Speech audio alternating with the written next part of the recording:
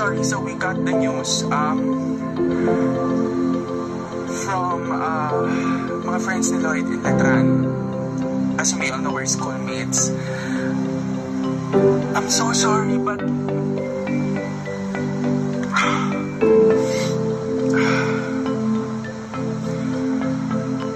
let's pray for Lloyd. Let's pray for his soul. This is very ang hirap tanggapin. Ang hirap tanggapin kasi napakabuting kaibigan ni Lloyd sa amin. And as you may all know, deserve niya lahat ng success na nare-receive niya dahil napakabuti niyang tao. Like, kabibili lang niya ng car, kakapagawa niya pa lang ng bahay for his family. But for now, let's pray for his soul. And